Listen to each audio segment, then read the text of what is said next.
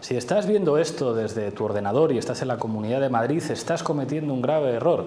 Ya dijimos hace 2 semanas que ha habido una corrección en la Torre de Valencia, desde donde emite Teleca, y ya se nos ve en toda la ciudad de Madrid y en toda la comunidad. Nuestro consejo, resintonizar los canales de la TDT de tu televisión. Esto está teniendo importantes consecuencias, entre otras que mi abuela ya puede verme en directo desde su casa. Aprovecho este momento para saludar a mi abuela que me estará viendo. Bueno, lo primero que quiero hacer antes de empezar es agradecer a Aníbal, a la gente de Castellón y a los chicos del Maíz por el concierto del viernes, parte de cuyos beneficios los han donado a este programa. Muchísimas gracias, compañeros, por la solidaridad. Hoy, antes de introducir el tema del programa, tengo que volver a hablar de salud. Ya saben ustedes que, con la excepción de Ramón Cotarelo, que disfruta de una salud de hierro, el resto de nuestros analistas permanentes no deja de provocar enormes gastos a la sanidad pública. Si hace 2 semanas deseábamos a Íñigo Errejón su pronta recuperación, tras haber quedado malherido y cojo como Rosa Luxemburgo, tras discutir con un antidisturbios frente al Ayuntamiento de Madrid, esta vez le ha tocado el turno a Juan Carlos Monedero. Pero el caso de Juan Carlos es realmente insólito. No fue atacado ni por la policía ni por Santos Juliá, que se la tiene jurada, sino por un erizo. Lo han oído bien, un erizo. ¿Se acuerdan de Spinetta y de Barrio Sésamo? Que suene la música de Barrio Sésamo, por favor. El caso es que el bueno de Juan Carlos se encontraba en el campo disertando sobre Jürgen Habermas, cuando un erizo común se inmoló como un muyahidín arrojándose sobre el rostro de Juan Carlos, que sufrió una severa urticaria y tuvo que ser atendido. Desde aquí le mandamos un saludo de nuevo antiinflamatorio e invitamos a los seguidores de La Tuerca a que dejen sus mensajes de apoyo en el muro de Facebook de Juan Carlos. Pero ahora sí que sí, nos vamos a poner serios. Fuera música, por favor. Vaya 2011 que llevamos. Siguiendo la estela de Samuel Huntington, algunos supuestos especialistas nos dijeron que los países de cultura islámica, a diferencia de aquellos de cultura cristiana, eran poco compatibles con la democracia. Sin embargo, han sido las revueltas democráticas en los países árabes las que han abierto el camino a las críticas ciudadanas contra los ajustes sociales derivados de las crisis económicas. Amigos de Occidente como Mubarak, como Ben Ali o como el rey de Marruecos han tenido y tienen que enfrentar poderosos movimientos democráticos en sus países. En Europa, después de las protestas estudiantiles en Reino Unido y en Italia, después de las huelgas en Francia y en Grecia, llegaría el 15M a España, convirtiendo a nuestro país en el epicentro informativo de la indignación mundial. Esta semana, a la vez que el Parlamento discute sobre el estado de la nación, el movimiento de los indignados ha organizado debates paralelos. Mientras tanto, en Grecia, los indignados se han enfrentado a las fuerzas del orden en una nueva huelga general, al tiempo que los parlamentarios de su país discutían de si dar o no dar el visto bueno a las medidas de ajuste que implica el rescate de Grecia. Hoy en La Tuerca CMI cerramos la temporada con un debate plural y de nivel para discutir estas cuestiones y hacer balance de lo que llevamos de año. Parece que este agitado 2011 ha hecho que la distancia que se percibe entre democracia y mercado sea cada vez mayor, al mismo tiempo que algunos estudios nos dicen que la desafección de los ciudadanos por la clase política va en aumento. Enseguida les presento a la mesa de hoy, pero antes un pequeño momento publicitario. Les queremos presentar a Berkami, una plataforma de apoyo a colectivos creativos. Adelante vídeo, por favor. Hay que luchar. Hay que luchar. Feeling like you're being ripped off every day. Said you gotta watch the hustle in a critical way. When it's big business bestiality, baby. Eat you up and roll you over. Hey, slap your mother and eat your brother.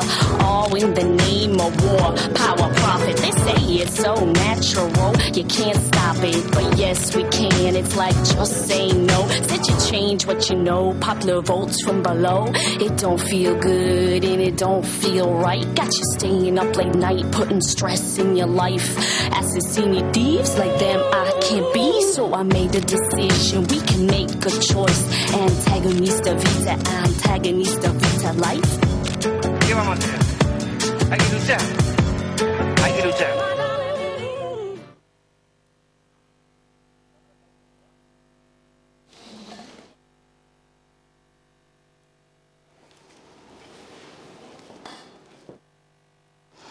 Bueno, hoy contamos con una mesa plural para discutir. A mi izquierda, dos de los analistas habituales del programa. En primer lugar, Miguel Urbal, licenciado en Historia y miembro de la redacción de la revista Viento Sur. Bienvenido, Miguel. Muchas gracias por invitarme. Junto a él, Ramón Cotarelo, catedrático de Ciencia Política de la UNED. Bienvenido de nuevo a La Tuerca. Hola, bien hallados. Frente a ellos, a mi derecha, se estrenan en La Tuerca CMI, en primer lugar, Aitor Silván, licenciado en Derecho y en Ciencias Políticas por la Universidad Autónoma. Aitor es secretario de Comunicación de las Juventudes Socialistas de Madrid. Bienvenido a La Tuerca. Muchísimas gracias por vuestra invitación. Y junto a él nos acompaña Germán Alcaide, secretario general de Nuevas Generaciones del PP de Madrid, diputado de la Asamblea de Madrid, recientemente nombrado coordinador de municipios en esta Asamblea. Muchísimas gracias por venir a La Tuerca. Encantado de estar aquí. Bueno, vamos a empezar con una cosa de la que se ha hablado mucho en España, la transición. Pensamos algunos que lo que ha ocurrido en Egipto y en Túnez ha servido para sacarnos los colores, de alguna manera, a los españoles. Aquí siempre hemos presumido de tener una transición ejemplar, pero no hay que olvidar que en España el dictador se muere en la cama, el que elige como sucesor sigue siendo el jefe del Estado, y buena parte de la clase política de este país se acostó franquista y se levantó demócrata. Mientras tanto, en Túnez y en Egipto, las movilizaciones expulsan a los dictadores y se habla de regeneración de la política y de asambleas constituyentes. La primera pregunta es muy clara. ¿No os parece que estamos en un buen momento, a la luz de la primavera árabe, para desmitificar la transición española, Aitor? Bueno, yo creo que en primer lugar, para comparar procesos es necesario compararlos en el tiempo. Las transiciones tras la primavera árabe no han hecho más que comenzar, con lo cual es difícil compararlos todavía con el proceso de transición española, que concluyó después de que empezase. Y en primer lugar, yo creo que cuando se sucede algo político de esta envergadura, en primer lugar hay que aprovechar para ver qué podemos aprender de él, pero también qué podemos aportar a ese proceso. Es cierto, como tú dices, que la marcha de los dictadores mediante la movilización ciudadana nos hace poder revisar nosotros críticamente cuál fue nuestro proceso, incluso poder aportar a este proceso que estamos viviendo de reconsideración de cómo tratamos a las víctimas de la dictadura o la responsabilidad de quienes participaron en ella, pero también es cierto que nosotros podemos aportar también a esas transiciones árabes. Por ejemplo, el papel del ejército en esas transiciones parece que está siendo mucho más acusado que en la nuestra. En nuestra transición el ejército se empezó a retirar cuando empezó la transición y ahí parece que obtiene un poder cada vez más grande, con cierto peligro para el establecimiento de una constitución de un Estado democrático donde los partidos y la sociedad civil sean los protagonistas. Con lo cual, prudencia, es estar muy abiertos a lo que podamos aprender y también poder aportar algo de nuestra experiencia, que también fue muy buena. Ramón. Hola, Pablo. No quiero privarme de empezar saludando también a tu abuela. Enhorabuena, señora, tiene usted un nieto magnífico. Además, eres usted de mi generación más o menos, con lo cual es una solidaridad doble la que siento con ella. ¿Cómo se llama tu abuela? Rosa. Ah, Rosa. Rosa Luxemburgo. Mucho más mayor que tú. Mucha Rosa, que te Rosa. Una rosa, es magnífico. Oye, no, atendiendo a la cuestión esta. Hombre, yo si queréis, pues esto de la transición, que además parece ser tema muy querido en este sitio, pues le damos otra vueltecita porque no está suficientemente. Estaba acordando yo de un poema que me gusta mucho de Heinrich Heine, que torpemente traducido por mí viene a decir algo así como lo siguiente: el déspota muere sonriendo porque sabe que después de muerto otro vendrá a ocupar su lugar y la tiranía no conocerá fin. Es demasiado pesimista si quieres, pero puede venir al hilo. Y luego hay una cosa, mira, todo se puede comparar en la vida, claro, ¿por qué no? Es cuestión de que el que compara le da por comparar y ya está, ¿no? Cuando lo dice la gente, dice, esto no se puede comparar. ¿Por qué no se puede comparar? Porque son cosas distintas. Pues por eso se compara, porque si fueran idénticas, ¿para qué las iba a comparar? Pues claro, pero a veces son tan distintas que compararlas tiene poca utilidad. Mira, a mí se me ocurre una primera cuestión que hace que prácticamente todo lo que venga a ser traer la transición española aquí a colación, que no está mal, si queréis, insisto, le damos otra vueltecita, y lo de los países árabes es perfectamente inútil, es el hecho de que en tiempos de la transición española no había internet, y ahora sí. Y eso es un elemento esencial en las movilizaciones, no solamente de los países árabes, sino también de aquí, de España, de esta circunstancia, ¿no? Y luego, hombre, hay unas diferencias unas diferencias en el caso de España y en el de los países árabes tan abrumadoras, que puedes decir que lo de los países árabes es una especie de lección para que nosotros retrospectivamente nos demos golpes de pecho y digamos que fuimos un desastre en la transición, como para decir, hombre, pues al final tampoco nos salió tan mal. Depende de qué es lo que mires, porque Túnez y Egipto, y Siria, y Yemen, y Libia, son entre sí comparables, porque si entre sí no son comparables, hacer un grupito con ellas y compararlos con España es todavía más aventurado, ¿no? Germán. Yo no coincido para nada contigo. Es decir, yo creo que los movimientos árabes son una punta de lanza para democratizar esas sociedades, y en España, pues oye, hubo algo de total consenso que se llamó la Constitución, que se sometió a referéndum por todos los españoles, que se aprobó con amplísima mayoría, en la cual participaron todos los partidos que se podían legalizar y más, donde está el Partido Comunista, el Partido Socialista, en el momento Alianza Popular, y por lo tanto yo creo que no tiene absolutamente nada que ver. La transición española se llama la Constitución, y la Constitución que fue aprobada por todos los españoles, y que yo creo que hay muchas cosas que mejoran en la Constitución y que habrá que reformar, se aprobó que no es que le designe al jefe de Estado al rey, es que es una monarquía parlamentaria. Y a mí me puede gustar más o menos el rey, pero esto es lo que hay. Y la figura del rey tiene unas funciones, y puede tener una opinión, pero al final hay que gobernar para la mayoría y respetar a la minoría. Y si la mayoría de los españoles votó en referéndum algo que se llama la Constitución, precisamente para pasar página y no enfrentarse nunca más, es totalmente absurdo y lamentable mirar para atrás como ha hecho Zapatero, con la ley de memoria histórica que a nadie le importa. Yo nací en el 80, a mí me importa un carajo lo que pasaba antes. La transición hubieron muertos de un lado y de otro.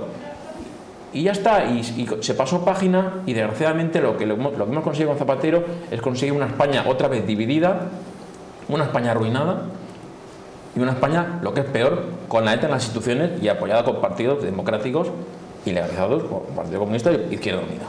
Esa es la realidad de hoy en día. Por lo tanto, yo no coincido para nada en que tengamos que mirar a esos movimientos árabes para ver si lo hemos hecho bien nosotros o no. Porque yo creo que... ¿Quieres a mí? No, mira, porque dice que mira, tampoco coincido para nada con nada de lo que has dicho. Bueno, pero para eso estamos para debatir. Eso es precisamente la democracia y no lo que teníamos antes. Donde aquí solo había una forma de pensar o te ibas a la cárcel. Pues sí. Esa es la realidad. Y la transición en la Constitución lo que permitió es que se legalizaran partidos. En contra de la cual votaron algunos de los que fundaron tu partido. Bueno, vale, pero la mayoría, ¿qué votó? ¿La mayoría de quién? La mayoría de los españoles. Yo no había nacido. La mayoría de los españoles. Yo no había nacido, claro. Pero no tu partido. Es que estamos con lo de siempre. No tu partido. Yo no sé lo que votó mi partido. Yo sé lo que votaron mis padres. Que se lo pregunté. Oye, ¿vosotros qué votaron? Nosotros votamos a favor. Pero al final esto es lo de siempre. ¿La democracia qué es? ¿La mayoría o es la minoría? ¿Son las asambleas estas de la calle?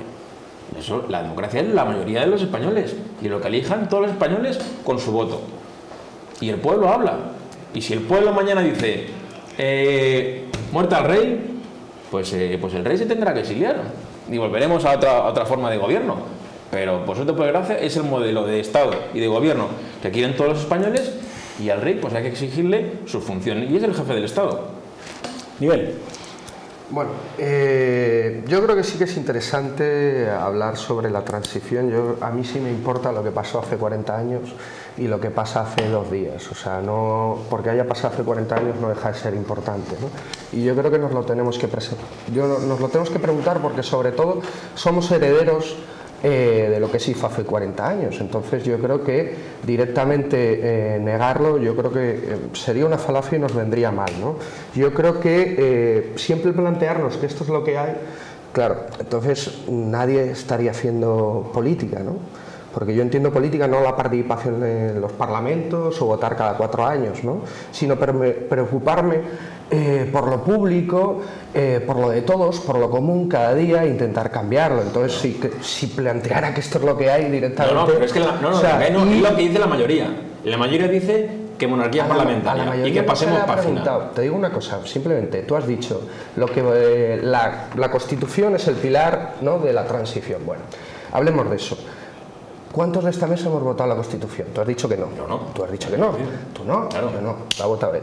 Claro. Bueno, entonces ya él está en bueno, minoría. Él está. Votarte, Bueno, que si hubiera votado no, pero él tuvo la posibilidad de votarlo. Él está en Claro, minoría. claro. Él está en minoría, según tu según tu planteamiento. Aquí la mayoría no hemos votado la Constitución. Con lo cual, ¿por qué es mía? O sea, ¿cómo la he construido yo? O sea, que no planteemos esos debates maniqueos de que esto es inamovible porque se votó alguna vez, porque es que el 70% de los españoles no votó la Constitución. A día de hoy, de lo que hay ahora, 2011. Entonces, planteémonoslo así, porque pero yo creo que sí es importante. Yo creo que es importante la Constitución por un referéndum. Yo creo que por es un tema de importante. cuestión sucesoria. Bueno, es incluso, ¿eh? más difícil que un referéndum. Es más difícil que un referéndum. Se tienen que disolver las Cortes, pero no vamos a entrar en esto, que yo creo que no vendría. De hecho, la Constitución está muy blindada, y no está blindada ni siquiera por un referéndum, donde la mayoría de los referéndums, por cierto, en este país no son vinculantes, a diferencia de otras democracias cercanas a la nuestra, como puede ser la italiana. Lo digo para también plantearnos, ¿no? Yo creo que una Constitución donde se ha dicho que, a diferencia de los pueblos árabes, lo digo para volver al principio, no estaba mediatizada, ¿no?, por la cuestión militar y el ejército. Bueno, si no había ruidos de sables cuando la Constitución, si la gente que no votó la Constitución no estaba mediatizada, bueno, veamos el 23F, o sea, simplemente así. O sea, yo creo que sí que el ejército tuvo un papel fundamental en la transición española. Igual que la tuvo en la portuguesa, igual que la tuvo en otras transiciones, ¿no? Entonces, o sea, que yo no digamos que es que en Túnez o en Egipto el ejército está teniendo una importancia que aquí el ejército parece que desapareció. No, aquí el ejército tuvo un papel. Y tuvo un papel que podríamos entrar a discutir qué tipo de papel. Pero la diferencia es que en los países árabes parece que ese papel se está imponiendo, mientras que en España, con el comienzo de la transición, comienza con un gobierno presidido por un civil y el papel del ejército, si bien era importante, se va reduciendo. Lo que yo decía es que en el caso de los países árabes parece que ese papel está aumentando. Por ejemplo, en Egipto el ejército se ha convertido en el gobernante directo y en el que está tutelando ese proceso de transición.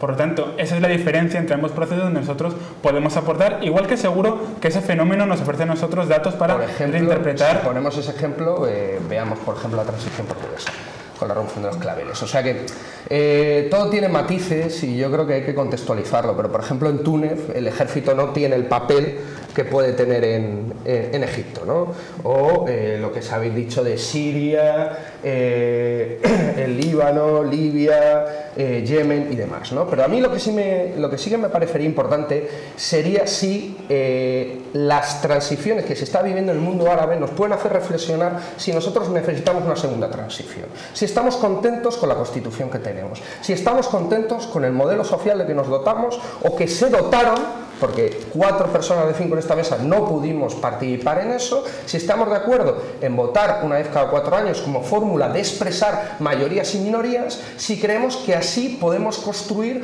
una democracia verdaderamente participativa. Aquí son dictaduras, hablamos, por ejemplo, normal que caigan y que caerán más, y esto es un sistema democrático.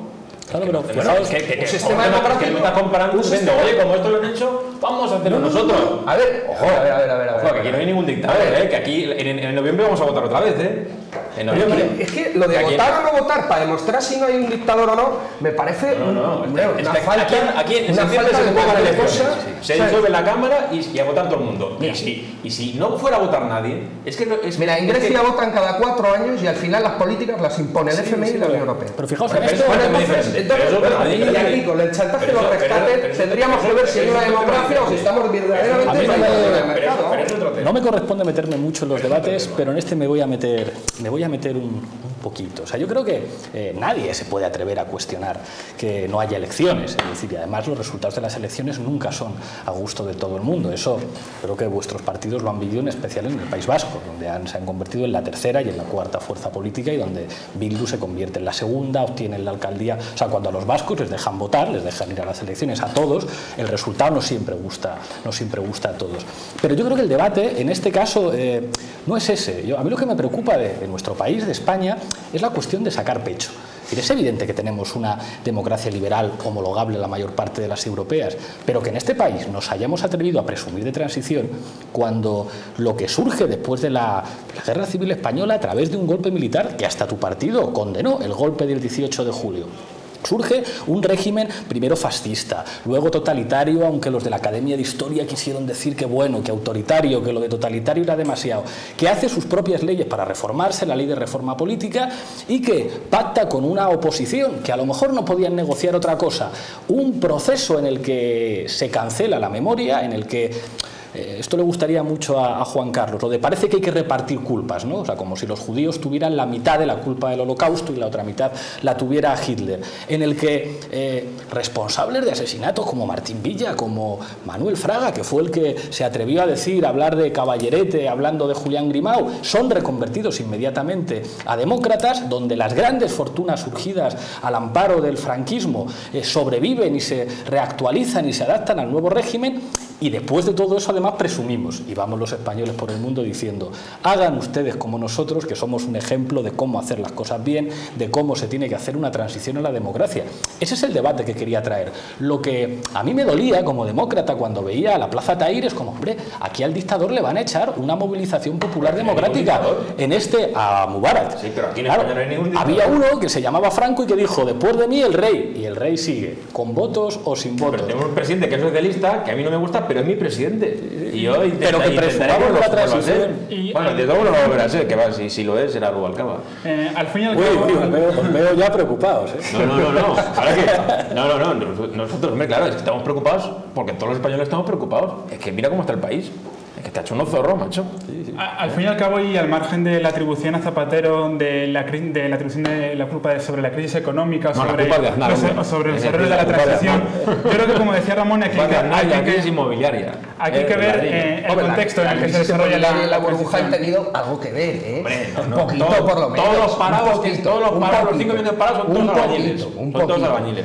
Por cierto, hablando de la transición, podríamos hablar de cómo se cambió el modelo productivo español, que yo creo que también tiene un poquito de culpa en la crisis en la que estamos viviendo. Claro, si nos convertimos en el balneario de Europa, sector servicios y demás, pues, y la especulación inmobiliaria se hace una regla con gobierno del PP o con gobierno socialista. Si es que aquí yo creo que no, la especulación no es de unos y de otros, ¿eh? Aquí todo el mundo ha jugado a la especulación. Pero mira, claro, vemos y recogemos lo que estamos teniendo ahora. Sí.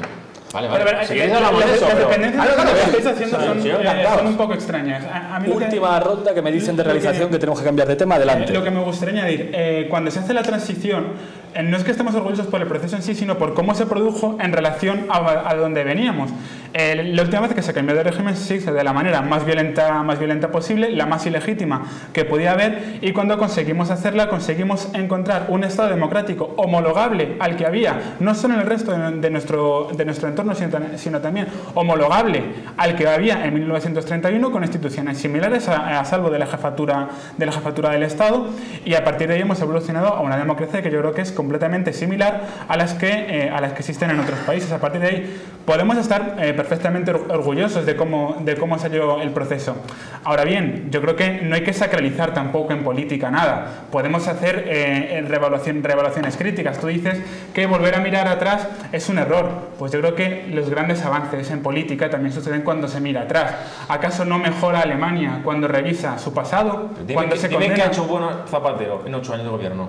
Dime una cosa que haya hecho Zapatero buena. Una. Pues luego vamos a hablar de política social, luego podemos hablar de becas. Pero desde luego, lo que yo no acepto es que sea legítimo mirar para atrás en otros países para reparar las víctimas, que en España miramos atrás para reparar las víctimas del terrorismo, y que se nos diga que no podemos mirar atrás para ver lo que sucedió aquí con la dictadura. Yo no cuestiono que se produjese la transición, pero la transición no nos hizo libres, no nos ató al pasado. Precisamente la valentía de quienes hicieron la transición fue la de reconocer el pasado, mejorar, enmendar los errores, para que nosotros ahora seamos personas libres, que digamos que las injusticias que sobreviven, y sobreviven muchas las podemos encontrar en cualquier cuneta, esas injusticias pueden repararse y podemos aprender del pasado, o bien para ver quiénes fueron responsables de las tragedias, o bien para reparar las víctimas.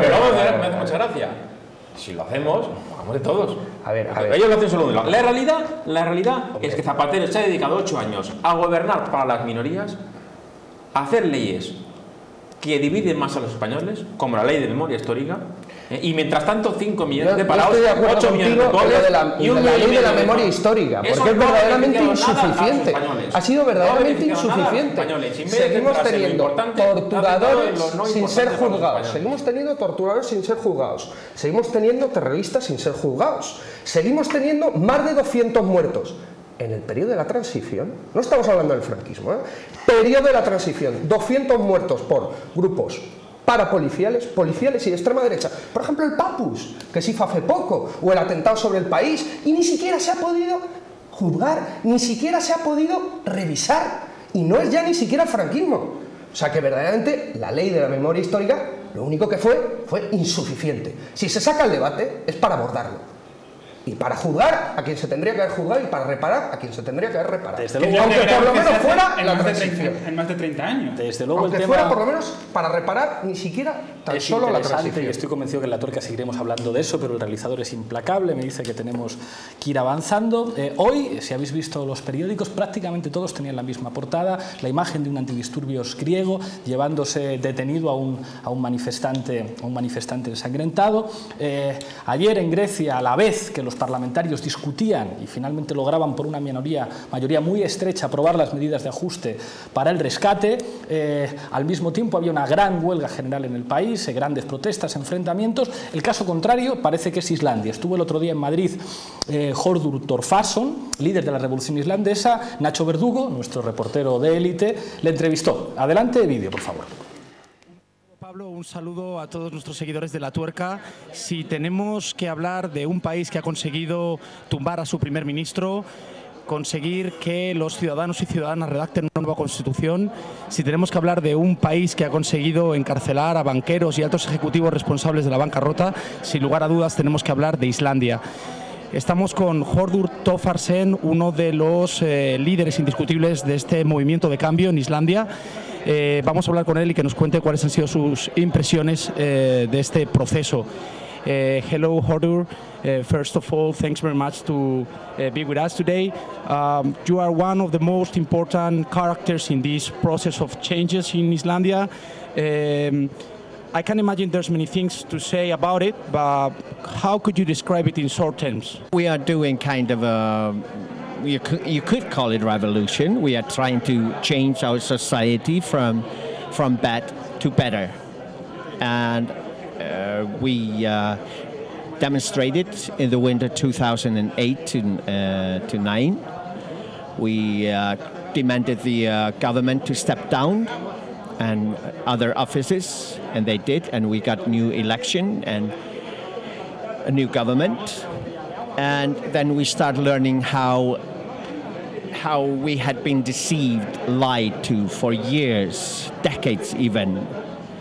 We had heard the lullaby, this song about we were the happiest person on earth, happiest nation, one of the richest one, and everything was going fine. And then we started learning that systematically, money people and politicians in a cooperation had emptied all our resources, all the banks. They've stolen practically everything we had. So we've been in a kind of a constant shock for the past 2 years. But we have also been working very hard on things, correcting things, and as I understand, the financial situation is better than we expected. And we have selected 25 people to write a new constitution, and they are doing it these days through the internet, so we can really send in questions and ask them to think about this and that. So they respond, we can follow it, and they are doing it these days, and we are hoping to finish it in September, I think. Cool. Which message could you send to the Spanish people who is taking the streets since 1 month and a half ago? Which is the message? It's very simple. I believe you are doing the right thing. You've started a very good thing. Keep it going. Don't give up.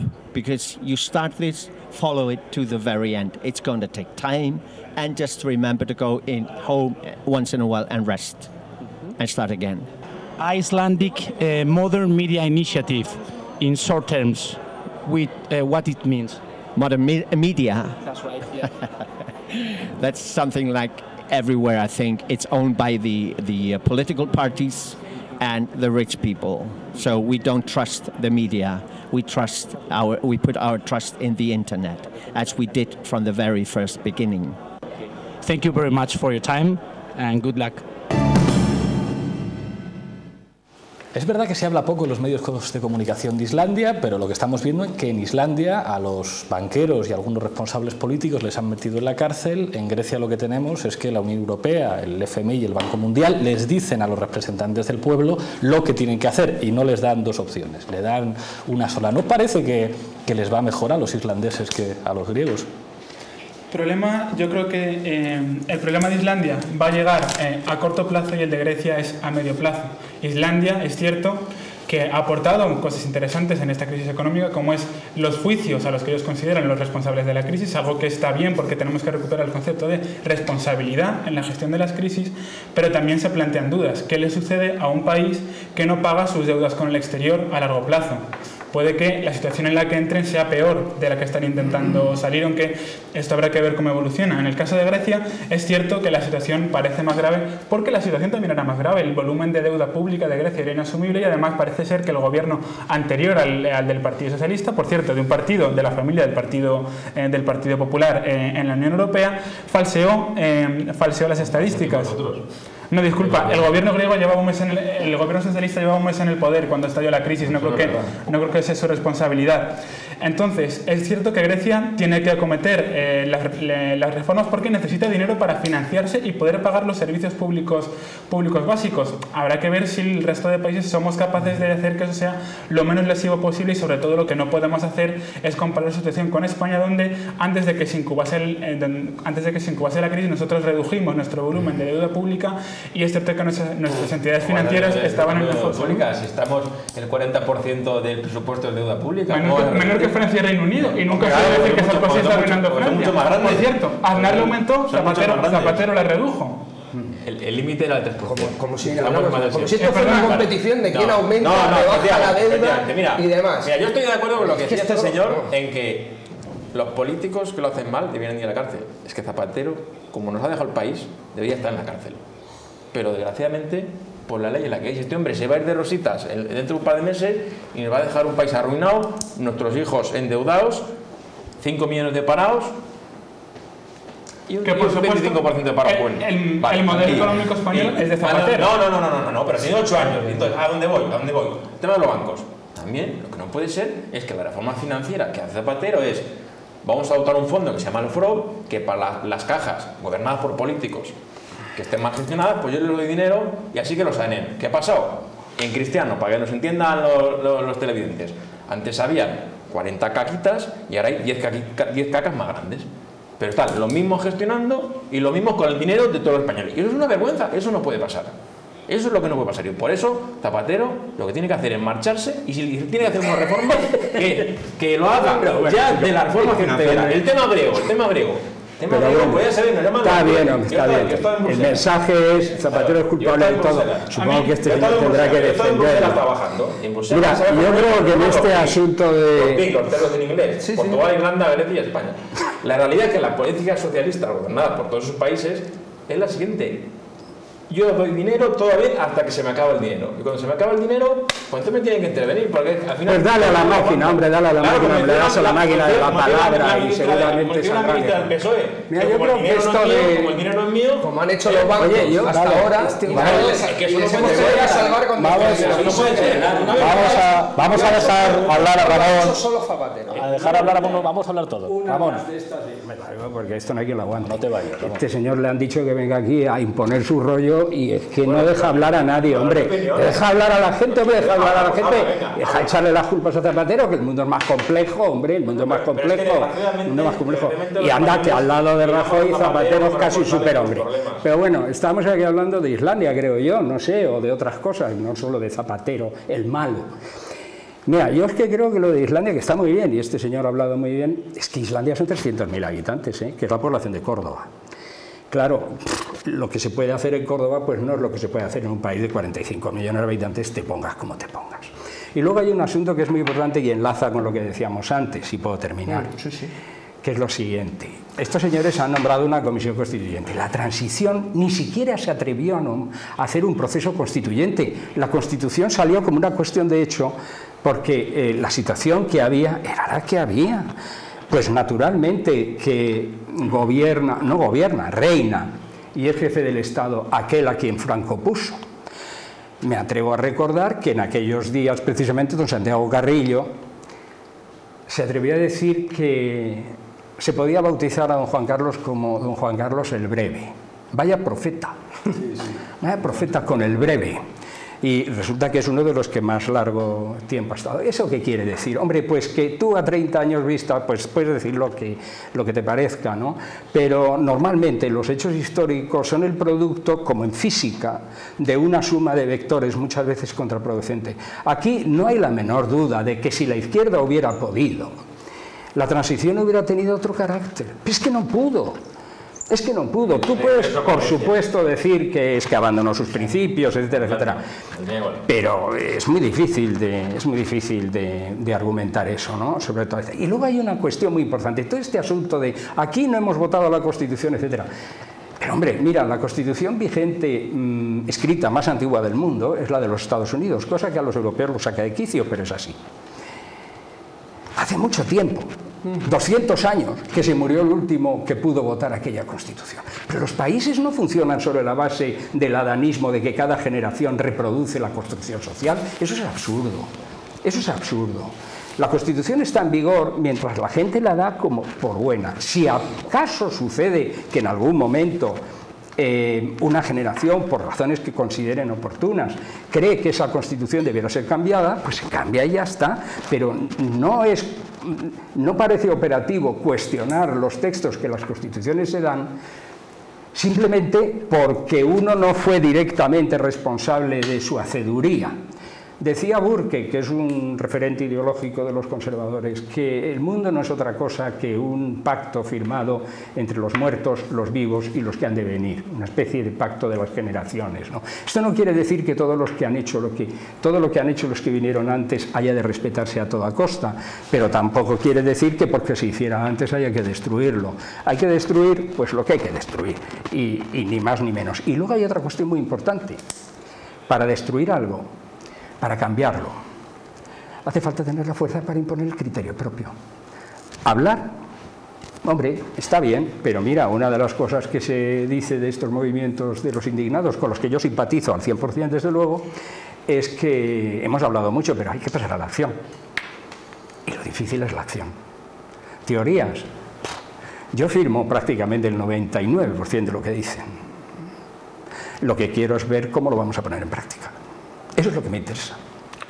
Bueno, pues yo te invito a que te pases por la asamblea de mi barrio, que estamos intentando ponerlo en práctica y estamos haciendo, yo creo que no un programa, sino una acción que determine nuestro programa. O sea que yo creo que eso por ahí estaría de acuerdo contigo.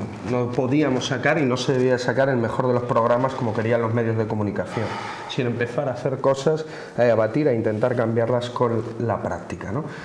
Una serie de cuestiones sobre el tema de la Constitución y para ya dejarlo aparcado. Bueno, el modelo constitucional americano desde luego no es mi modelo.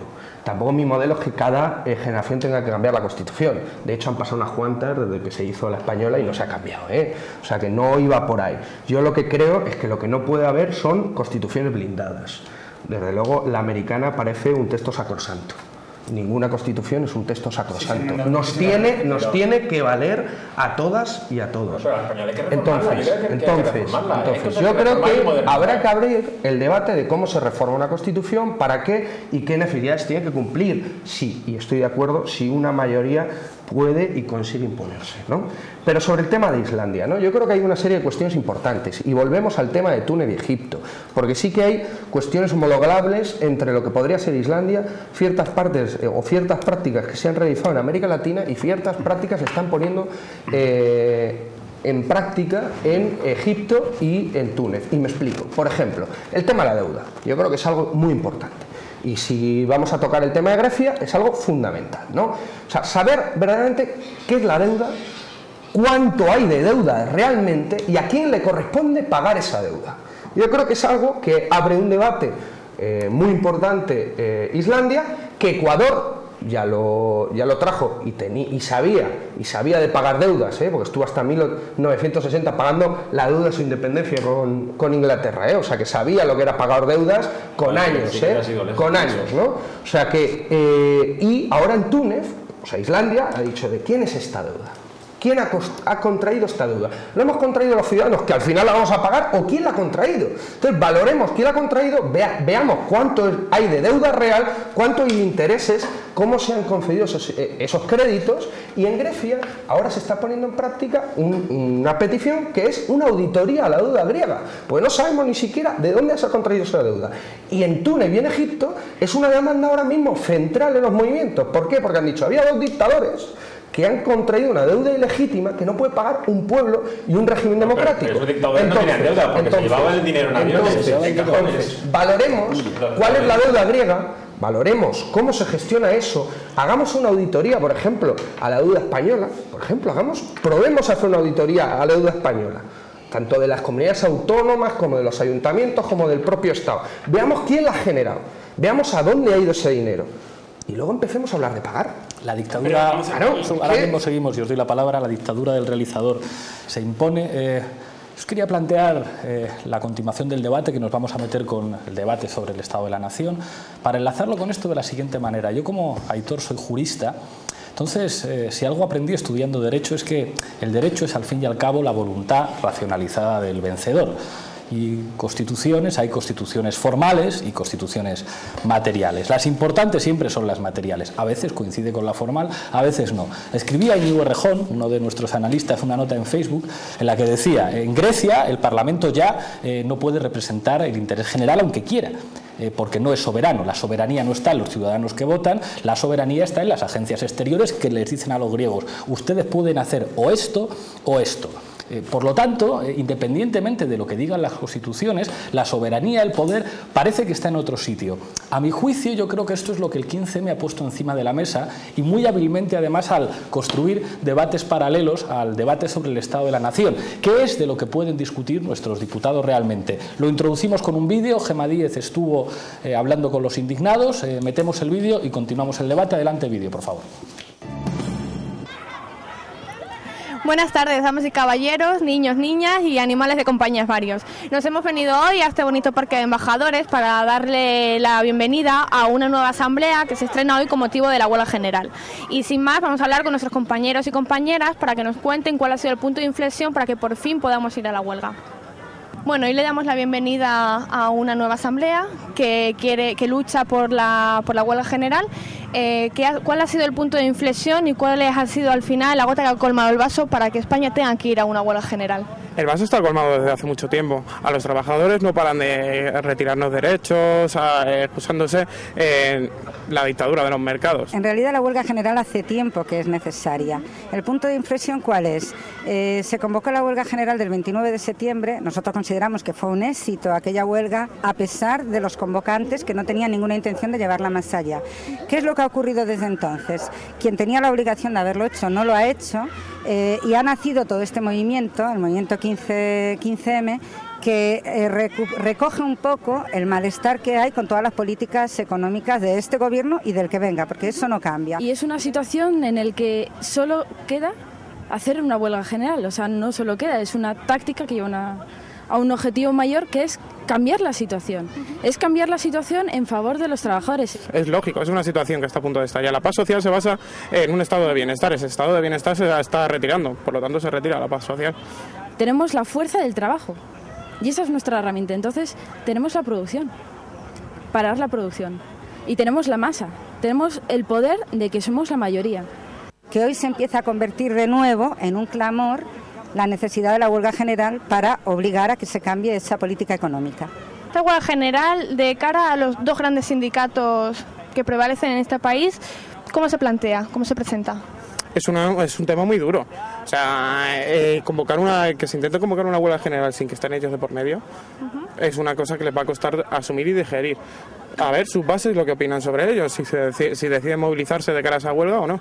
Nuestra opinión es que los sindicatos no tienen intención de convocar la huelga general. De hecho, el día 19, después de las marchas, salió Toso diciendo que no era el momento de hablar de huelga general, sino que había que recuperar el diálogo social. Ahí está la cosa, es lo que pasó, por ejemplo, en la huelga del 29 de septiembre. La convocaron Comisión y UGT. Entonces hay que ver de que ellos la convocan, tienen un discurso, pero que son una burocracia y son minoría. La huelga general la hace el pueblo, la hacen los trabajadores.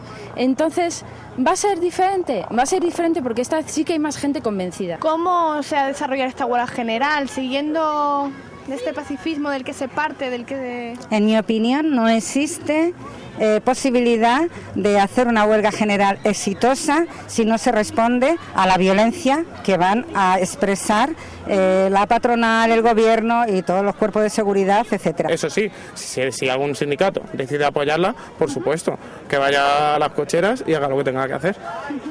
Una huelga general yo solo la entiendo con piquetes que ayuden incluso a muchos trabajadores que por estar en precario no pueden ejercer su derecho porque están amenazados con los despidos. En cuanto a Grecia, como te acabo de comentar, las revueltas árabes y la ya titulada Spanish Revolution, ¿crees que son equiparables? Son tres procesos distintos. El de Grecia está abierto desde hace mucho tiempo. Un poco en relación a la pregunta que me has hecho antes. Ellos ya llevan convocadas, yo ya he perdido la cuenta de las huelgas que llevan convocadas. Es normal que se radicalicen. Llega un momento dado que cuando te están retirando todo lo que han conseguido tus padres y tus abuelos con sangre, te terminas enfadando. Sí que hay algo que nos une, que es el capitalismo. Porque la cuestión aquí no es ya la crisis, no es el gobierno, no es Al-Assad, o sea, no es eso, es el capitalismo. Y es la depredación del capitalismo. Eso sí lo tenemos en común. Bueno, las conclusiones de esta tarde parecen evidentes. Ha llegado la hora de salir a la calle y ha llegado la hora de hacer la huelga general, porque el nivel de indignación realmente ya es alto. Y si algo tenemos en común, tanto en Grecia como en las revueltas árabes, como en la Spanish Revolution, sin duda es que nos oprime el capital y hay que pararlo de una vez. Y con esto pues nos vamos a despedir ya de todas vosotras y vosotros durante el verano, pero que la lucha no pare, seguid en las calles y esperemos que tengáis mucho material para darnos en octubre.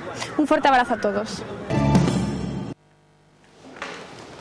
Muchísimas gracias por el report, Gema. Fijaos que a mí hay una cosa que me entusiasma del movimiento 15M y es cómo aciertan. Da la impresión que son los únicos que se han dado cuenta que el único instrumento democrático que les queda a los ciudadanos es la huelga general. La pregunta que planteo es, cuando ya los parlamentos y los gobiernos tienen poco que decidir y el grueso de las decisiones se toman en Bruselas, en el FMI y en el Banco Mundial, ¿qué queda de la democracia? ¿Dónde está la democracia? A mí hay una cosa que me llama mucho la atención y es que se tiende a confundir la soberanía con el contenido de las decisiones. Que un país sea soberano no quiere decir que las decisiones de su gobierno tengan que ser buenas. Por ejemplo, Grecia era antes un país completamente soberano o con más soberanía que ahora, por supuesto, pero ¿qué hizo su gobierno anterior? Elevar la deuda hasta el triple de lo permitido, de tal modo que ahora no son capaces de pagar sus políticas públicas si no es haciendo ajustes. Uno es libre, pero por ser libre también es responsable. Por eso, mientras en España nos dimos cuenta antes de esa posible situación, empezamos a reducir nuestra deuda, a sanear las entidades financieras y hoy por hoy seguimos conservando esa soberanía que no tienen ni Grecia ni Irlanda, por cierto, con el modelo que decía admirar Mariano Rajoy hace unos años, ya no sé si lo dice, Aguirre creo que también lo decía hace poco. Con lo cual, si lo reducimos a esto, a si fuésemos una familia, una persona es libre, pero cuando se endeuda más de lo que puede, es normal que su margen de acción se reduzca. Y es la tragedia que estamos viviendo aquí, donde tenemos que ahora aunar la responsabilidad que tienen esos países para pagar su deuda con la necesidad de preservar el núcleo social básico que permita vivir a sus ciudadanos con dignidad. Y por supuesto hay que poner en valor los países donde se ha podido gestionar bien para seguir conservando esa soberanía con los que no lo han hecho, pero también poner mecanismos para mejorar el gobierno internacional y evitar que la especulación gane el pulso a la política. Si los gobiernos hicieran los deberes, no dependeríamos ni de Bruselas, ni mucho menos del FMI, porque el FMI es un fondo, y como la propia palabra dice, es un fondo que invierte y quiere un retorno a una rentabilidad, es porque ese país ya no es solvente. Dicho esto, movimiento 15M. Yo no digo el movimiento 15M, ya no solo el movimiento 15M, yo me voy más allá. Es decir, el problema número 3 para todos los españoles son los políticos. Luego algo está pasando. Entonces nosotros, los políticos, que nos pagan el sueldo todos los madrileños que nos están viendo, tenemos la obligación de escuchar e intentar mejorar el sistema. Ahora bien, dicho esto, con el máximo respeto a la ley. Entonces, yo, el movimiento 15M, las propuestas hay que escucharlas. Por ejemplo, la presidenta Aguirre, en su discurso de investidura, dijo que había que reformar la ley electoral. Ya estamos en ello. En una propuesta que ya propusimos al Partido Socialista de listas desbloqueadas, pero el Partido Socialista no quiso. O sea, es una propuesta que nosotros ya propusimos en 2005, que la vamos a volver a proponer, en la que yo personalmente estoy trabajando. Y estoy viendo. ¿Proporcional? ¿O eso no. Por ejemplo, pongo un parecido al sistema alemán, donde el sistema alemán se vota al diputado, porque yo entiendo que le vota la lista cerrada. Yo he ido en el número 47 y hay mucha gente que a mí no me conoce. Aún así yo he ido pidiendo el voto, pero ahora gente, pues oye, el ciudadano tiene el derecho a conocer a quien le vota, que paso le paga el sueldo. ¿Vale? Ahora bien, el poblado chabolista que se montó en Sol sin respetar la propiedad privada y los derechos de los comerciantes que estaban allí, eso no se puede permitir. Hubo un mandato de la ley electoral que prohibía estar ahí y el ministro del Interior tenía la obligación, después de su juramento, de hacer cumplir la ley. Estábamos hablando de Grecia. Si queréis, ahora hablamos del 15M. O sea, lo digo porque habría que ver lo del poblado chabolista. Un poblado chabolista que lo he visto yo. Bueno, si nos ponemos. Sí, bueno, y yo estaba ahí participando. O sea, que lo del poblado chabolista podríamos hablar entonces con descalificativos de todo el mundo, ¿vale? O sea, que lo primero en una mesa se respeta ciertas cuestiones. Que su presidenta haya dicho que eso era un poblado chabolista, bueno. Pero no, lo dijo antes, lo dijo antes. Pero una serie de cuestiones. La esencia hay que escucharla, porque es la obligación de los políticos escuchar a todo el mundo. Gobernar para la mayoría y respetar a la minoría. Y voy más allá. La obligación de todo el mundo. Lo que hizo bien el 15M fue el otro día, hacer una manifestación pidiendo permiso a la dirección del gobierno que se autorizó y luego transmitir las reivindicaciones. Y hago una reflexión. ¿Qué pasa con las víctimas del terrorismo? Que no son 150.000, son millones, y varias veces la que se han manifestado en Madrid y el gobierno socialista no les ha hecho ni caso. ¿Qué pasa con esta gente? ¿Qué pasa con estos movimientos? El 15M con las víctimas del terrorismo, que no son millones, que no son millones. A ver. O sea, es que se nos está yendo un poco de las manos lo que hablamos. Parece que hablar aquí es gratis. Parece que aquí hablar es gratis. A ver. Primero, si cogemos el sistema de contabilización, por ejemplo, de la empresa, el INFE, que es la que sacó El País, para contabilizar las movilizaciones de víctimas del terrorismo y, por ejemplo, la última, el 19, ¿vale? Simplemente había 5.000 personas más en la más grande de las movilizaciones del terrorismo. 5.000 personas más. Nada más. Espérate un momento. Espérate un momento. Si te lo compro. Espérate un momento. Si te lo compro. Por cierto, era una manifestación estatal en Madrid. Esto era deslocalizada en todo el Estado español. Con lo cual teníamos, al final, has caído en tu propia trampa porque había mucha más gente saliendo con el tema del 15M ese mismo día que con cualquiera de las manifestaciones. Según una empresa que se encarga de contabilizar a gente. Pero no entremos en debate de si habían 5.000 más en un sitio. Tú has dicho que en la mano del terrorismo había miles y miles y millones de personas más. Por cierto, que se retransmitían en directo por Telemadrid, cosa que no se retransmitió la del 19M. O sea que... Oye, yo la vi por Intereconomía, que desde luego no es de izquierdas, Yo la vi por Intereconomía. No, es que el Telemadrid es de todos, no es de izquierdas ni de derechas, en teoría. O si no de derechas, a ver, según tú. Me dicen desde realización que tenemos un indignado al teléfono. Yo creo que es la mejor forma de continuar el debate. Tengo aquí apuntadas algunas cosas. Ahora continuamos. Tenemos a Carmen al teléfono. Hola, Carmen, buenas tardes. Hola, ¿qué tal, Pablo? Muy buenas, Carmen. Pues estamos aquí discutiendo del 15M, de la legitimidad, del poblado chabolista de la Puerta del Sol. ¿Cómo se está viviendo por parte de los indignados el debate sobre el Estado de la Nación, Carmen? Pues hombre, aproximadamente hay unas 300 personas, cada vez va llegando más gente y de momento pues ahora mismo está hablando Jaime Pastor, hay una serie de ponencias y entre los temas que más se están tocando son el de política y ciudadanía. ¿Y de qué estáis discutiendo? Ahora voy a invitar a los invitados a que te pregunten cosas. ¿Se discute de ciudadanía? ¿Se discute de qué más me has dicho? Bueno, pues en primer lugar se están enfocando estas dos posiciones antagónicas que ahora mismo encontramos entre lo que ellos, o por identificarlos en algún sujeto, la clase política y las élites económicas, se identifican como ciudadanos. Es decir, aquellos que nos pretenden votantes cada 4 años y que pretenden cada vez más alienarnos del otro, frente a esa concepción de ciudadanía que estos meses se ha creado en Sol, que trata de generar un sujeto que colectivamente participe de las decisiones que afectan directamente a nuestras vidas, ¿no? Como de alguna manera se están creando pues unos movimientos sociales que van paralelamente a los ajustes que pues tratan de imponernos desde las instituciones políticas. Y Carmen, tengo en el plató a Ramón Cotarelo y a Miguel Urbán, que ya les conoces. Tengo también a Aitor, que es responsable de comunicación de Juventudes Socialistas de Madrid, y a Germán, que es secretario general de las Nuevas Generaciones del PP de Madrid. Les voy a invitar a que te pregunten, al que queráis empezar. Pues a mí sí que me gustaría realizar una pregunta. Como antes ha dicho Germán, es necesario escuchar todas las peticiones, pero una cosa con la que nos encontramos las organizaciones políticas cuando nos acercamos a este movimiento es un rechazo frontal al diálogo con nosotros.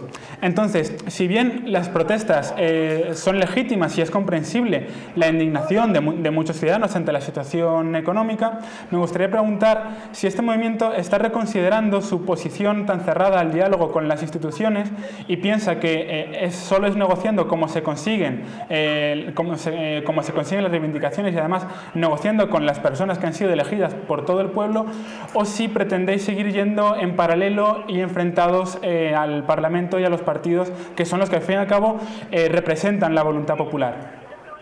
Bueno, yo creo que se ha puesto realmente en tela de juicio que el Parlamento represente la voluntad popular.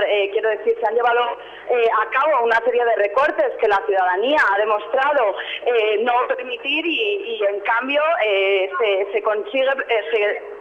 se sigue prosperando en este sentido. Nosotros consideramos que no nos podemos limitar a generar una autoorganización, sino que también debemos de llevar una serie de exigencias a los poderes públicos. El problema es que cuando esas exigencias se elaboran, como se han elaborado aquí, no solo en el plano del trabajo, sino en el plano de la vivienda, en el tema de las pensiones o en educación, o en el mismo debate del Estado de la Nación, en la que hoy mismo no se ha aceptado la reforma de la dación en pago, creo sinceramente que las mayorías sociales no se ven representadas en estas instituciones y por lo tanto, tarde o temprano y de cara a las elecciones del año que viene, se tendrá que generar una ruptura entre los que dicen representarnos y lo que nosotros queremos que representen a aquellos que en última instancia podamos elegir. No sé si te he contestado, no se escucha muy bien la pregunta que me has hecho, pero bueno, he tratado de... Se te entiende perfectamente, Carmen. Para ser chabolistas tienen bastante nivel. Adelante, Germán. He dicho que lo que había allí era un pueblo chabolista. Eso sí, la esencia del movimiento hay que escucharlo y respetarlo como no puede ser otra manera. Dicho esto, yo te quería dar un apunte, es decir, lo de la dación en pago, que no se ha escuchado. Nosotros, antes de explotar el movimiento 15M, el Partido Popular llevó una propuesta en su programa electoral que la va a cumplir, en la que se ajusta al artículo 140 de la ley hipotecaria, según lo cual dice que el firmante y la entidad bancaria podrán hacer un acuerdo en el cual la deuda de la hipoteca se pueda canjear con la entrega de la vivienda. Y eso no es cambiar la ley, porque dicen, no, es que no tenemos competencias. Eso no es cambiar la ley, eso es un contrato de hipoteca, no un contrato de crédito personal. Por lo tanto, eso es una dación en pago y no se está cambiando la ley, se está dando en total transparencia porque se están vulnerando los derechos y está engañando a los que firman las hipotecas, y de lo que se trata es de que la gente, cuando firma una hipoteca, sepa lo que firme. Eso es la dación en pago, es decir, que todo se puede escuchar y lo que hay que hacer es ser transparente y aplicar el sentido común. Yo te quiero hacer una pregunta. ¿Aprobáis el asalto al Parlamento catalán la semana pasada, cuando al mismo tiempo Tomás Gómez de la Asamblea de Madrid estaba pidiendo una comisión para escuchar al 15M? Bueno, yo es que creo sinceramente que no es una cuestión de aprobar o no aprobar el asalto al Parlamento. Entre otras cosas, se ha demostrado que dentro de ese asalto al Parlamento había una serie de policías secretas que estaban tratando de provocar estos incidentes violentos que se pudieron dar, lo que desde luego me parece una agresión, más allá de lo que pueda suponer el no permitir pasar a un diputado dentro del Parlamento. Creo que una agresión también son cobrar 600 euros, creo que una agresión es retrasar la edad de jubilación, creo que una agresión es que un joven no se puede independizar porque está subsumido a un trabajo precario que le hace trabajar a media jornada y la otra media jornada tiene que dedicarla a los estudios. Creo que en lo que debemos de enfocar el debate, más que en actos puntuales, debería ser realmente en cómo las instituciones públicas o las instituciones a las que nosotros elegimos nos agreden directamente. Luego no condenas el asalto a las instituciones votadas por la amplia mayoría de los catalanes. Bien, bien. ¿Me permites otra? Me dice el realizador que tenemos que ir cerrando, ya ni siquiera se las voy a dar a Miguel y a Ramón. Carmen, te doy las gracias, supongo que nos veremos después en la huelga para ver la repetición. Saluda de parte del programa a la gente que está discutiendo en las plazas. Muchísimas gracias por atendernos. Gracias a vosotros, Pablo. Hasta luego. Un saludo. Una serie de cuestiones, Pablo. Una intervención y pasamos al siguiente bloque. A ver, varias cuestiones. O sea, los juegos de las condenas ya, sobre todo cuando son falsas, ya a uno ya le ponen un poco los pelos de punta. Espera un momento. Claro, como no estabas allí, lo llamas directamente el asalto al Parlamento. No se asaltó ningún Parlamento, eso es lo primero. O sea, que por lo menos, si se te está pagando por representar a los madrileños, sé un poquito, por lo menos veraz en lo que dices. No fue un asalto, si acaso fue un bloqueo. Es otra cosa totalmente diferente, ¿eh? Sí, y la connotación peyorativa que tiene la cuestión de asalto, es brutal. Segundo. Los infiltrados de la policía, que también pagamos con todos nuestros impuestos, que se dedicaron a romper y a generar disturbios, los primeros disturbios, y se han sacado todo tipo de vídeos generando disturbios. ¿Ha habido alguna condena por parte de la delegación de gobierno, por parte de Felip Puig? ¿Ha habido alguna condena, por ejemplo, del desalojo brutal, los más de 120 heridos del desalojo de una gente pacífica en Plaza de Cataluña, donde no hubo ninguna respuesta? No entremos en una cuestión que verdaderamente al final... Teóricamente son... Los malos son los policías infiltrados que les provocaron para que zarandearan a los diputados. Los malos sois vosotros, que mandáis a la policía en vez de proteger directamente a ciudadanos, directamente para justificar una carga política con argumentos de orden público, cuando no se quieren asumir argumentos políticos para reprimir a un movimiento. Hemos llegado nosotros. Da falta decir, eran los grises. No eran los grises, pero... No se Escuadra, creo que se llamaba. Lo digo por acotarnos al debate y a lo que hay, ¿sabes? Eran policías catalanes pobres de los Mossos de Escuadra cuando... A los manifestantes de totalitarios. Yo creo que los Mossos, ya desde que les pusieron cámaras de seguridad en los locales de interrogatorio, ya tuvieron lo suyo. Fijaos que estamos llegando al punto que vamos a discutir ahora, la violencia. Yo quería comentar un par de cosas. Decía un amigo el otro día, y me he acordado cuando comentabais cada uno una cosa, decía... Aitor, la cuestión de cuando los gobiernos lo hacen bien y cuando los gobiernos lo hacen mal. Me decía mi amigo, claro, es que cuando los gobiernos lo hacen bien contra los mismos. O sea, todas estas políticas de ajuste implican para las familias sacrificios muy grandes.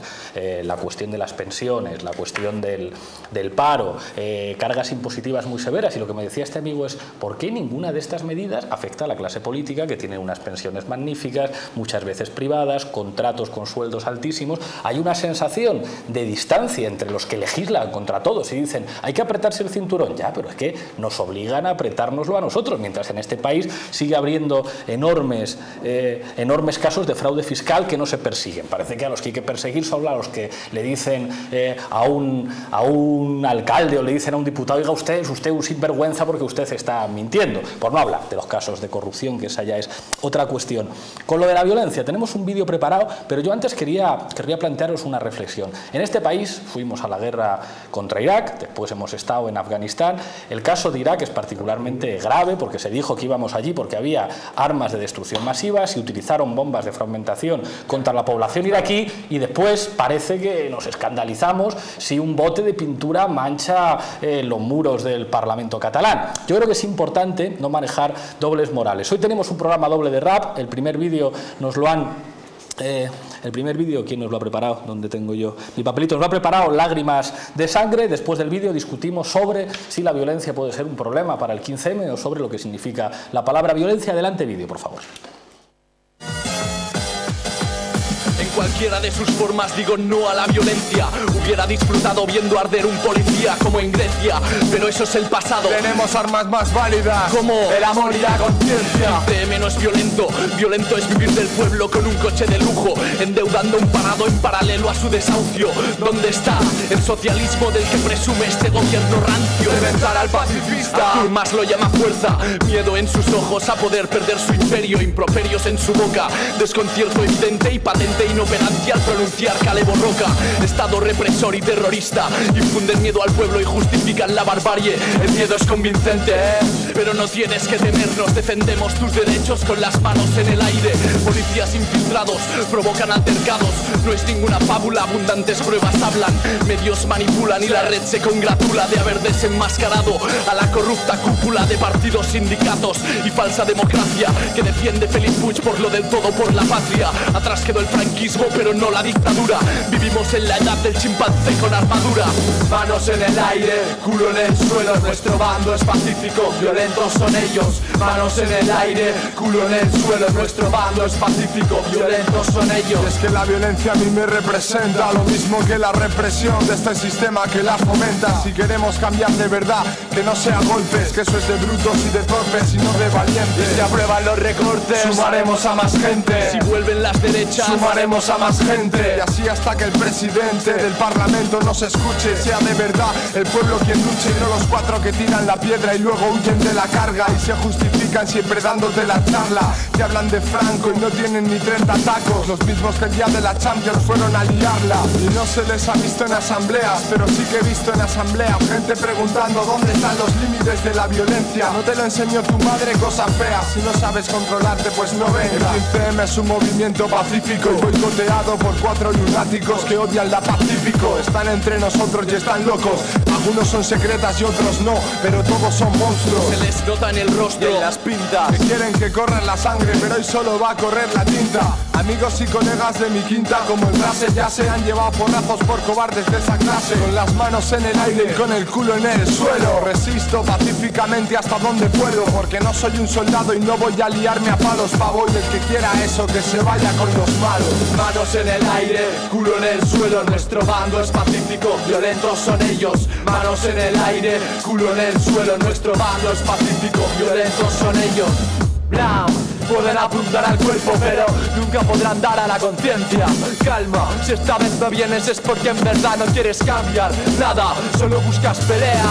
Blast, un porrazo caído.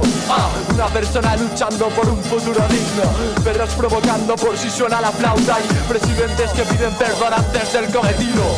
Señor Mas, ¿qué podemos hacer? Estamos en el medio, entre insultos y botellas de profesionales violentos y bazaos de paisano con porras de acero y pinganillo. Ya se lo dijimos, pero siguen sin el número. Están usando armas ilegales del franquismo. Salir por las noticias reclamando el pacifismo es de cobarde, falso, sádico y listillo. decimos no, no, no seas violento ni les des excusas, no. Es mucho más fuerte tu sonrisa que una puta, no, no. No hay quien se pelee si uno de los dos lo quiere, no, aún no, no. Quieren darse cuenta de que ya no cuentan. Pueden decir misa, ya sabemos que la inventan.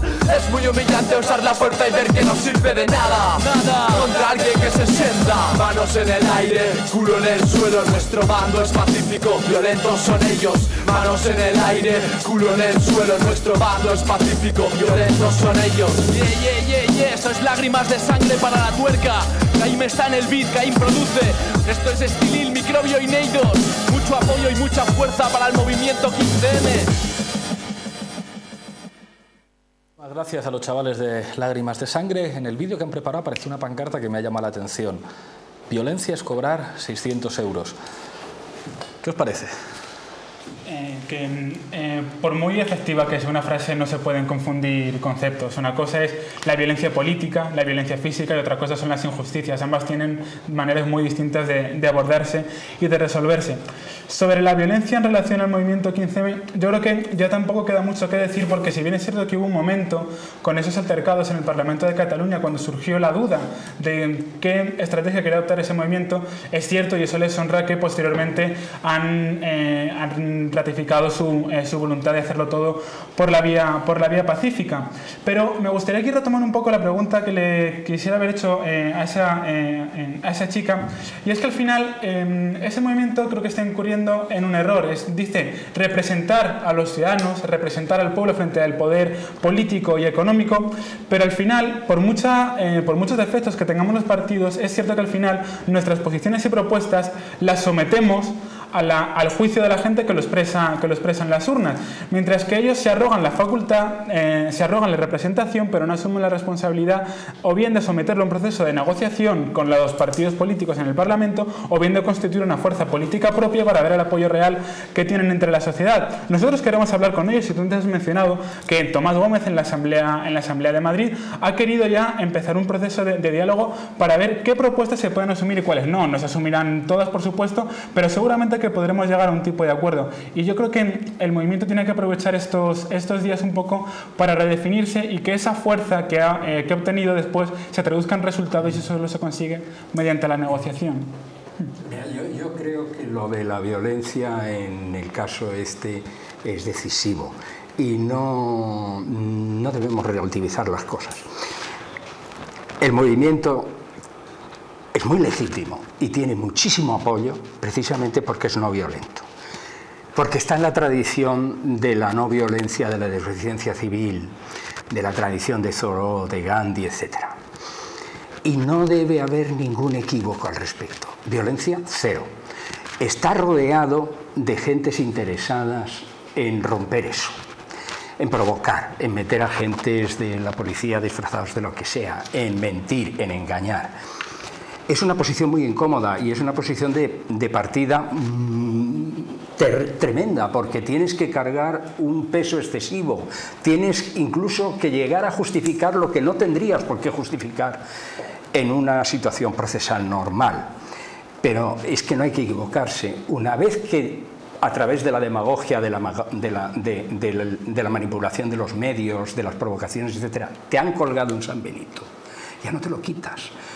Fíjate lo que pasó con la República.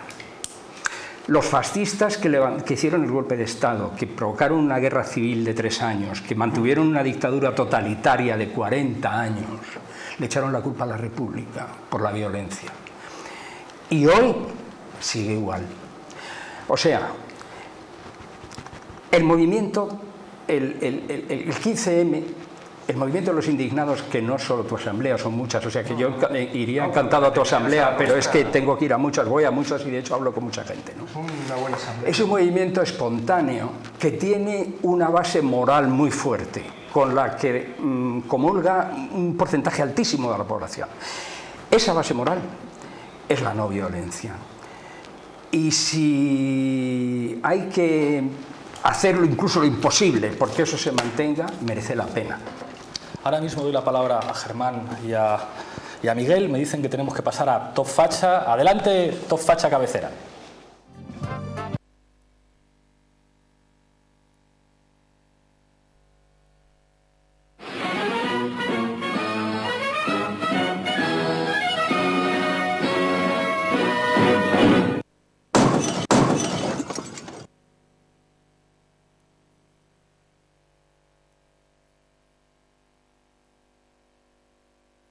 Realizador Tano. Aquí lo tenemos. Bueno, Camilo, ¿de qué vienes vestido hoy? ¿Qué tal, Pablito? ¿De qué crees? ¿De qué parece este disfraz nuevo que estamos estrenando? El disfraz es bastante cutre, pero parece de dictador. Pues has acertado, es de dictador. ¿Totalitario o autoritario?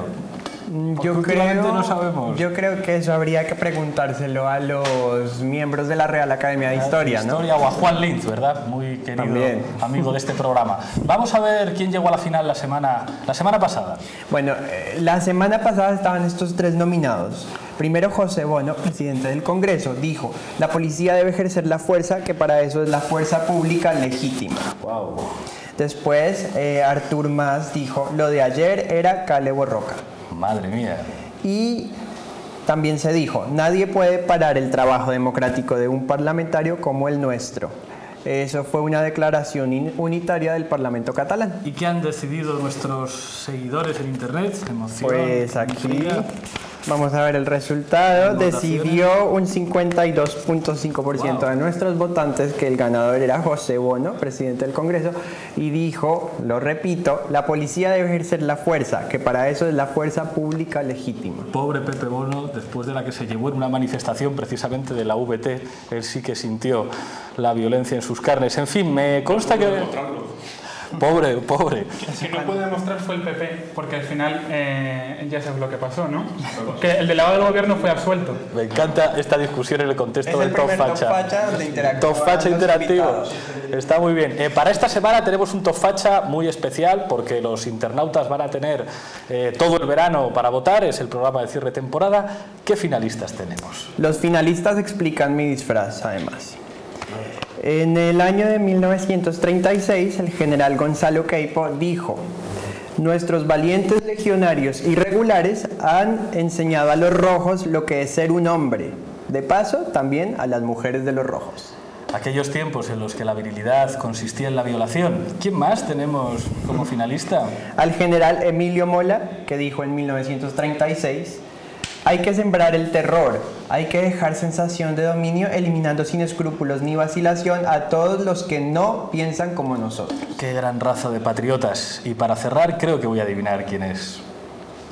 Es increíble que nunca haya estado en nuestro Olimpo, ¿no? Impresionante. Francisco Franco, ¿verdad? El generalísimo dijo en 1936: salvaré a España del marxismo a cualquier precio. A lo cual un periodista norteamericano le preguntó: ¿significa eso que deberá fusilar a media España? Y Franco dijo: he dicho a cualquier precio. Después dijo aquello de haga usted como yo y no se meta en política. En fin, tienen ustedes todo el verano para elegir entre Mola, Queipo de Llano y Francisco Franco, que pasará uno de los tres a formar parte de nuestro Olimpo Top Facha. Muchísimas gracias, Camilo. Os dejamos rápidamente con un trocito, no lo vamos a poner entero, del vídeo de zapping que nos han preparado nuestros compañeros, y continuamos la discusión para cerrar el programa. Adelante el primer minuto del vídeo de zapping, por favor. Pacifistas, no a la guerra. Pues vean algunas de las instantáneas que, por ejemplo, podemos ver hoy en el diario El Mundo. Están armados con palos y, como ven, muy pacifistas, lo que se dice muy pacifistas, sin palabras. ¿Todos saben lo que es la fe de ratas? Donde salieron las imágenes de Grecia deberían haber salido estas otras.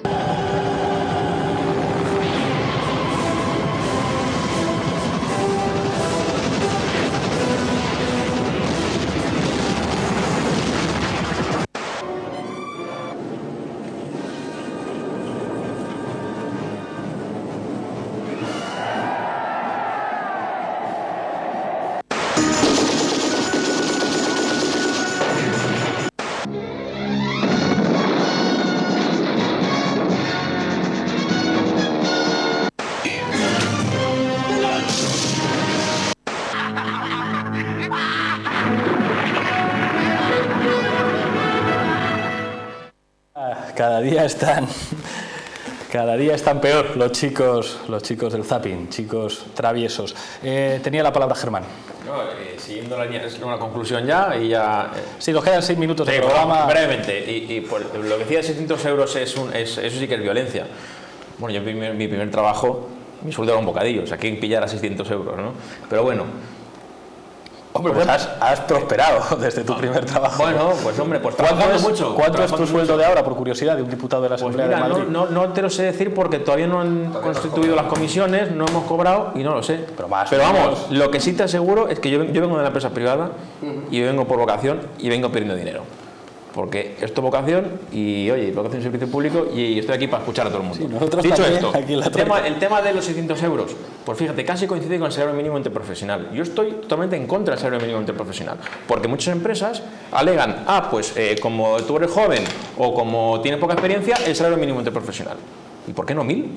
Lo que pasa es que hay que hacer una reforma laboral que con la que ha hecho este gobierno no hemos avanzado nada, porque seguimos con el 50% de paro juvenil, un 30% de fracaso escolar y una generación perdida, y lo único que nos dice este gobierno es que váyanse ustedes a Alemania a trabajar porque aquí no hay trabajo. Es que hay que hacer un estatuto del becario.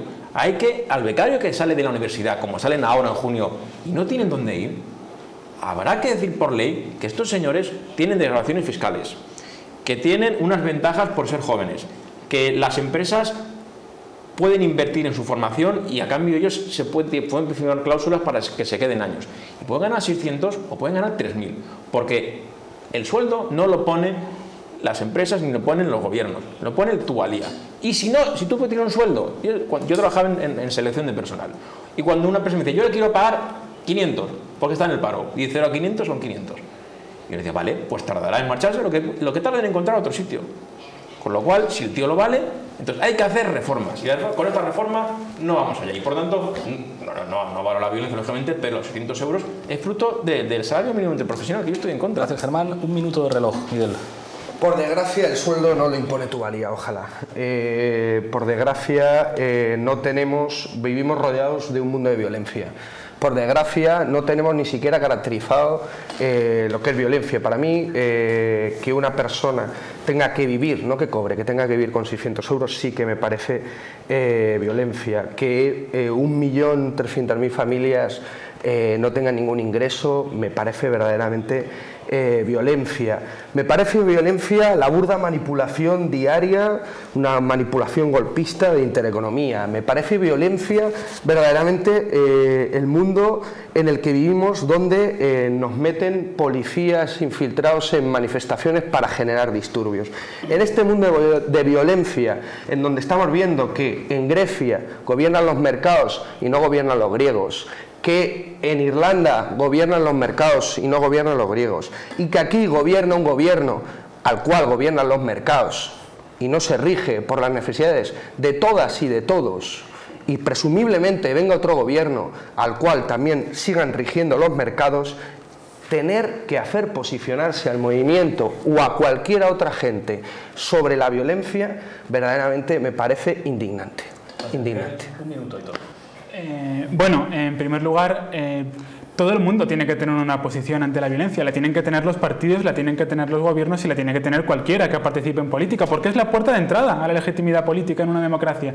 Rechazar la violencia significa poder dialogar con los demás, poder someterte al escrutinio. Significa poder someterte al juicio de los demás porque no les amenazas y emiten su juicio libremente. A partir de ahí, sí que me gustaría hacer una reflexión pequeña sobre lo que ha dicho Ramón. Ramón hablaba de la legitimidad moral del movimiento 15M. Y es cierto que tiene legitimidad moral porque nos avisa de los problemas que tenemos y de lo que está mal. Pero ahí hay que dar otro paso. Y es decir, ¿cómo quieres cambiar lo que está mal? El Partido Socialista, lógicamente, piensa que hay cosas que están mal, que la situación es muy delicada, estamos intentando salvarnos del rescate y preservar la protección social. Eso a una gente le parece bien y a otra le parece mal. Pero el movimiento 15M, si quiere participar de verdad en política, tiene que empezar ya a hacer propuestas y les vamos a escuchar. Gracias, cierras tú, Ramón. Un minuto de reloj. Sí, y me sobra medio. Mira, es absolutamente evidente.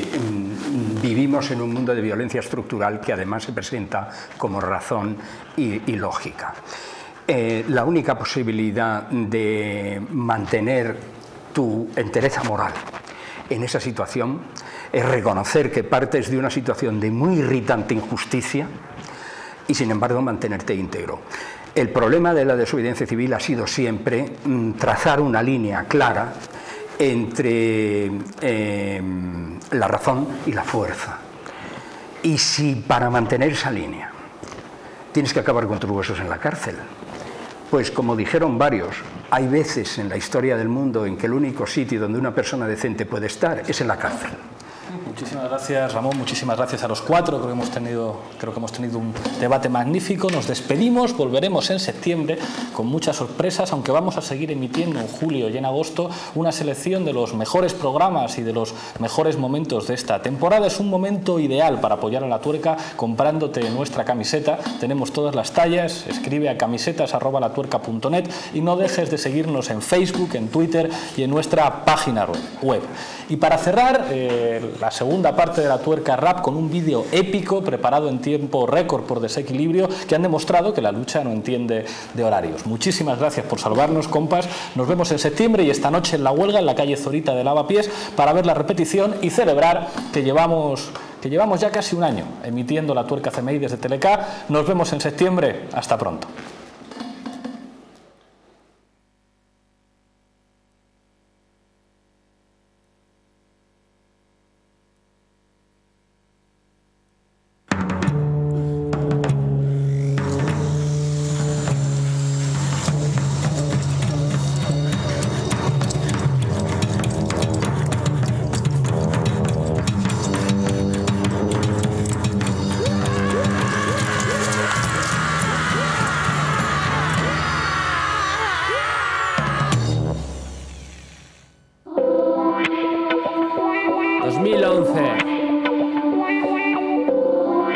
Esto es Desequilibrio para La Tuerca.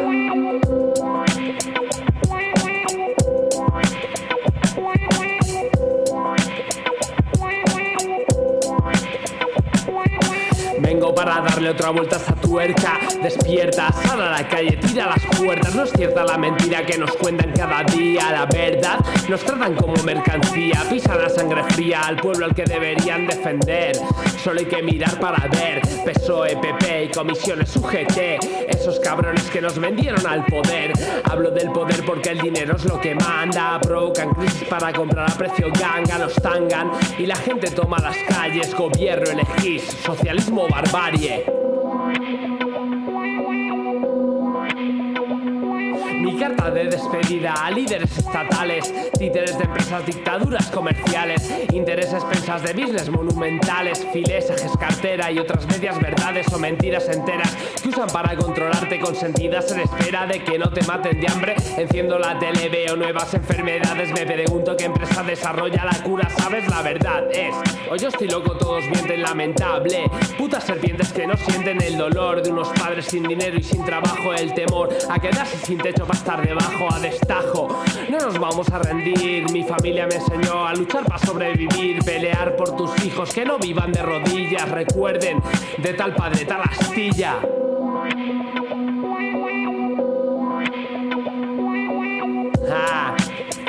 Esto ha sido Desequilibrio para La Tuerca. PPG Recording, Eugenia, Toledo. Saludos para el equipo de La Tuerca CMI y para Carlota en especial. Muchas gracias. Recuerden, luchamos desde todas partes. Da igual donde estemos, de donde seamos, todos estamos unidos.